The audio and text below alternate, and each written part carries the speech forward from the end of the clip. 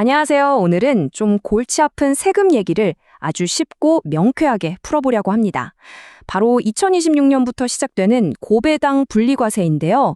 이게 말이죠. 잘 쓰면 정말 엄청난 선물이 될 수 있는데 잘못하면 오히려 함정에 빠질 수도 있거든요. 오늘 그 속사정을 제가 싹 다 파헤쳐 드릴게요. 자, 우리 투자자분들 늘 머릿속에 맴도는 걱정거리 하나 있죠? 아, 배당소득 2천만 원 넘으면 세금 폭탄 맞는 거 아니야? 이거 정말 공공연한 사실처럼 굳어졌잖아요. 근데 과연 이게 진짜 큰일일까요? 더 중요한 건 2026년부터는 이 판이 완전히 바뀐다는 겁니다. 이 새로운 제도가 우리한테는 어떤 기회가 될 수 있을지 지금부터 한번 제대로 뜯어보죠. 오늘 우리가 함께 살펴볼 내용들인데요. 먼저 2026년에 온다는 그 고배당 선물이 도대체 뭔지, 그리고 누가 진짜 이득을 보는지 알아볼 거고요. 근데 여기 숨겨진 건강보험료 청구서라는 복병이 있거든요. 이것도 짚어봐야겠죠? 마지막으로 그래서 이걸 어떻게 신청하고 우리 같은 스마트 투자자들은 어떤 전략을 짜야 하는지까지 전부 다 알려드릴게요. 자, 그럼 바로 시작해볼까요? 첫 번째, 2026년 고배당 선물. 도대체 이 선물이 뭐길래 이렇게들 얘기하는지 그 핵심 개념 분리과세부터 딱 잡고 가겠습니다. 고배당 분리과세. 이름만 들으면 되게 어려워 보이죠? 근데 원리는 생각보다 간단해요. 뭐냐면요. 특정 고배당 기업한테서 받은 배당금을 내 월급이나 다른 사업소득이랑 섞지 않는 거예요. 그냥 따로 딱 떼어내서 거기다가만 별도의 세율을 적용하는 거죠. 핵심은 바로 이 분리 덕분에 세금을 훨씬 덜 낼 수도 있다는 겁니다. 근데 여기서 진짜 중요한 게 있어요. 이 제도가 영원한 게 아니라는 겁니다. 딱 2026년부터 2029년 말까지 4년만 운영되는 한시적인 제도예요. 그러니까 뭐랄까 일종의 한정판 혜택인 셈이죠. 이 기간에 받는 배당금에만 적용되는 거예요. 자, 그럼 세율이 어떻게 바뀌는지 한번 보세요. 이게 진짜 대박이거든요. 원래는 금융소득이 2천만 원 넘어가면 다른 소득이랑 다 합쳐서 최대 45%까지 세금을 냈잖아요.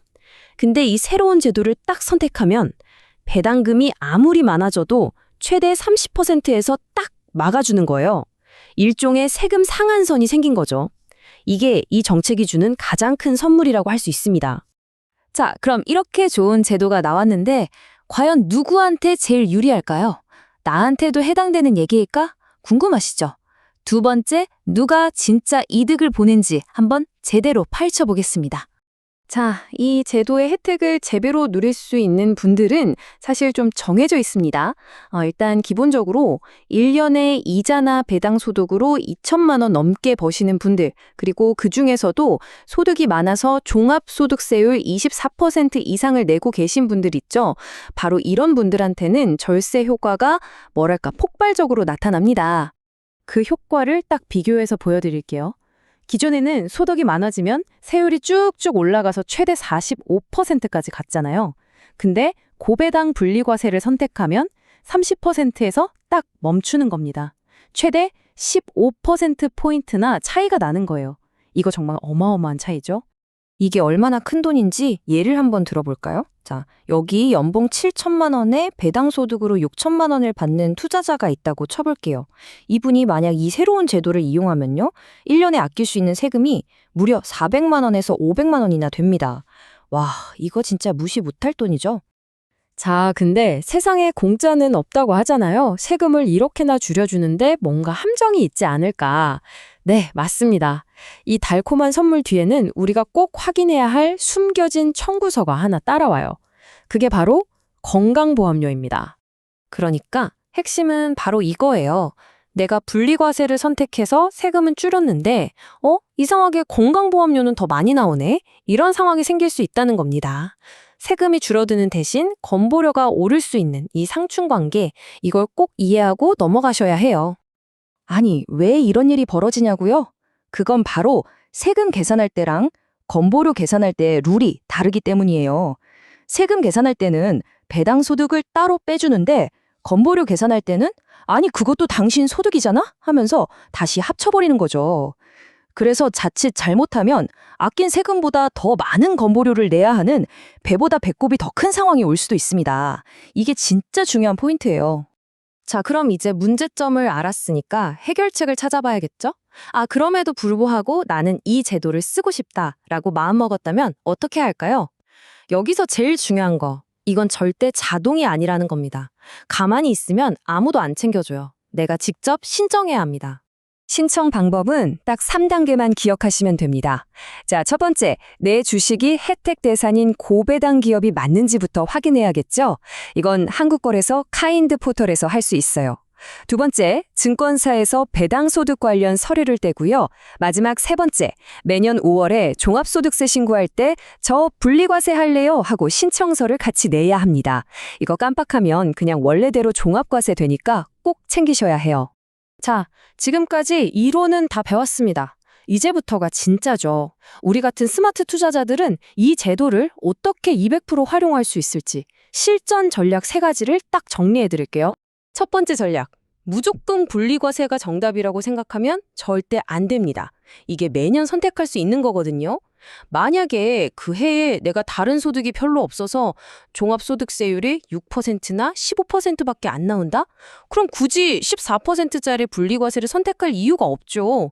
오히려 종합과세가 더 싸게 먹히는 거예요.